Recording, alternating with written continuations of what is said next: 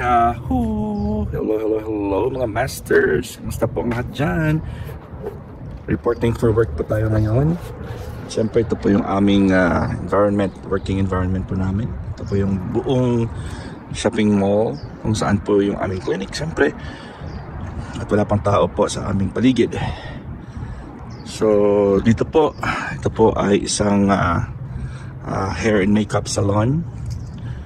So kakabukas lang po nila, siguro mga 1 month lang naman basta na nag-start, hair and makeup. And yung neighbor po namin ay Farmers Insurance. Ito po yung kanilang door. Noon po ay kami din po yung umuupa dito. 2 slots po yan. Ako po yung puminta ng pulang yan, ng pula. And then pero ngayon isang slot na lang, isang suite na lang kinuha namin. Siyempre ito po yung daanan po ng wheelchair pag papasok sa aming clinic. Kasi ginagawa nila po, renovate po nila. At na po yung aming faded na po yung aming banner, yung aming tawag dyan, yung banner ng aming clinic. Kasi dyan nila ito gagawin daw nilang uniform daw ito ng buong gano'n. Kasi noon po nasunog po ito yung building na ito. So sabi nila ay gagawin din nilang ganyan, diretso-diretso yan dyan, hindi ko pa pinaayos yan kasi pag pinaayos ko yan matatabunan lang naman yan. So baka sa taas na ilalagay yan yung banner, yung logo. So kami po ay our clinic is called Oriental Acupuncture and Therapy Clinic Incorporated. So nawala na po yan, may pangalang dyan na Pain and Cancer Center kasi nag-ano po kami ng mga cancer patients.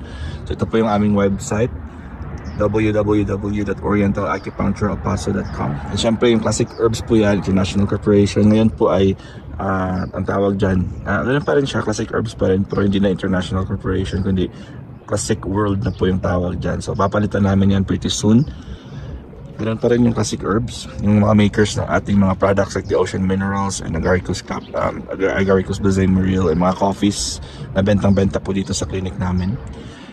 And then glutathione and mga soaps, mga sabon at mga shampoos, and mga tea, ang longevity ng Palaya tea, which is very effective po sa mga cancer, diabetes, mga digestion problems. So ito po yung aming address, 4026 Suite E, North Mesa, Central El Rincon, El Paso, Texas. At yun ang number ng aming clinic. Ito po. So area, syempre US po is +1 po yung US. Area code namin is 915, that's El Paso, 3519444. At ito po yung number na yan, kay daddy ko yan. Kaya hindi na namin pinapagamit yan. At syempre ito yung logo ng Oriental Acupuncture. Ako po yung nag-design yan. So pasok mamaya tayo sa loob, doon natin i-explain yan kung ano yan. So ito po yung aming entrance. At nilagay ko dyan Fountain of Youth. Tagal na rin, papalitan din nila yung pintuan, that's why hindi ko mapinalitan yung aming design dyan. So meron din tayong hidden camera dyan. Ayan, kaway-kaway din pag may time. Alam ko kung sino yung pumapasok. Meron nag-notify yan sa aking cellphone. Makikita yung mukha nila. At syempre may mga bagong renters po sa aming neighbors namin. Ito po ay yung kabila is a tattoo shop. So tattoo po yan, tattoo. At kaibigan ko na rin yung may-ari niyan.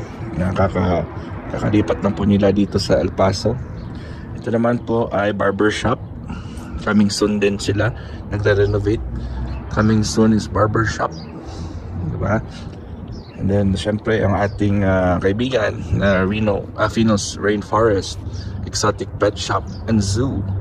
So dito po yung dito ako natatambay pag minsan wala akong ginagawa.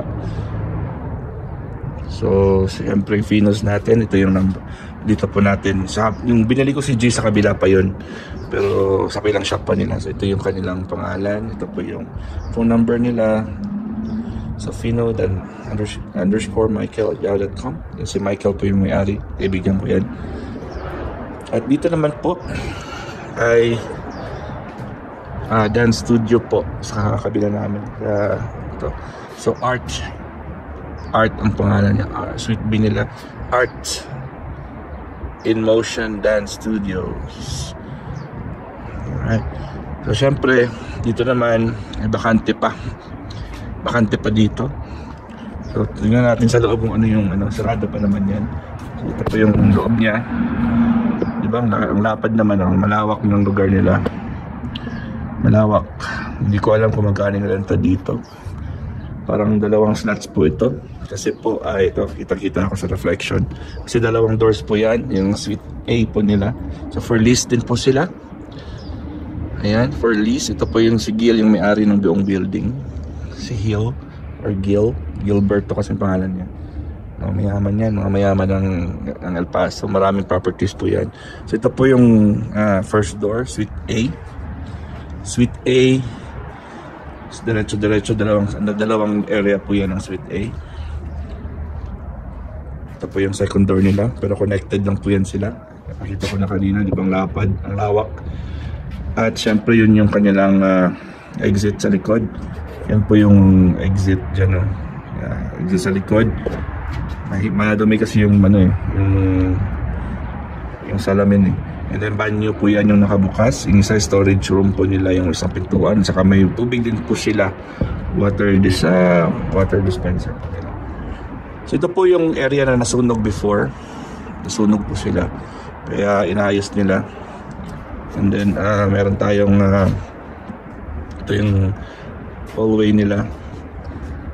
Yung hallway, ano ko ba, may tao na yata sa namin.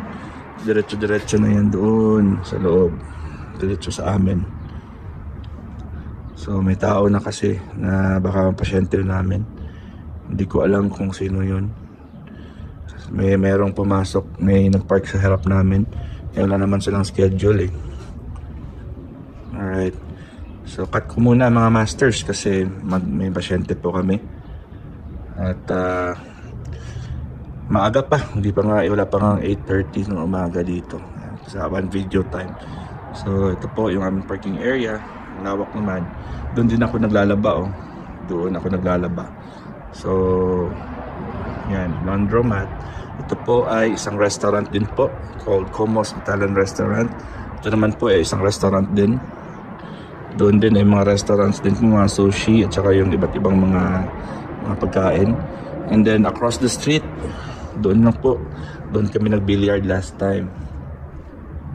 Diba? So malapit lang sa amin yung aming mga establishments. And then naman sa kabila, doon naman may mga restaurants din doon sa kabila. Doon din kami usually kumakain ng daddy ko pag lunchtime. Kasi libre, pa naman, malapit lang. Pag yung time namin is very constrained, lalo na kung late na lumabas yung pasyente sa umaga, yung last patient sa umaga, pag late na, and then late din and then mayroon kaming next patient sa hapon. So ginagawa po namin ay mahanap kami ng kainan na malapit lang. Ayun po yung pasyente namin ay lumabas. Hindi ko po alam kung saan po siya papunta. Ayan. So babalik po tayo sa ating kasi pinaalis ko lang yung pasyente. Naka-parking po siya sa amin. Baka naghihintay. Pero maaga pa, wala pa nga 8 o'clock dito. 8:30 pa naman yung first patient. Kaya hindi ako muna nagpakita. Dahil pag nagpakita po ako ay hindi ako makapaglinis ng aming clinic. Alright mga masters, welcome po sa office, sa aming pintuan. Baka makita pa tayo. Siyempre, ito na po yung ating clinic. So napakita ko na ito sa inyo last time, di ba? Nalinis naman ito ngayon kasi hindi po wala kasi naglinis na ako kagabi. So syempre ito yung aming stocks. Kulang ng stocks namin. May free candies pa ako dito na linagay. Iba't ibang mga candies po yan. Yung life savers, saka yung mint at saka yung fruities. And then meron tayong Christmas candy pa. Ayan, so dito po yung pinalitan ko na po dito yung hideout ko sa likod, doon ang studio ko, doon ang aking YouTube studio sa likod. At syempre ito po yung ating logo. Kanina sabi ko ay explain natin yung logo natin, di ba? So yung pangalan natin is, ang clinic is Oriental Acupuncture Therapy Clinic. Pero ngayon may incorporated na yan, Pain and Cancer Center. So ito po siya. Dahil po Christian po kami. So anyone who believes in Christ's doctrines, Jesus Christ as your Savior, is a Christian, di ba? Huli naman yan religion. Kasi pag it's more on your belief. So siyempre, we're born again Christian po kami. Pero marami kasing mga marami kasing mga arguments tungkol dyan. Pero hindi na natin naanin yung mga religion na yan. So ito po symbolizes the Holy Spirit, the dove. And of course, Christ the follower. So Jesus' discipleship po is fish. So dahil po ay healer po din kami. Siyempre, healer. Acupuncture clinic po ito.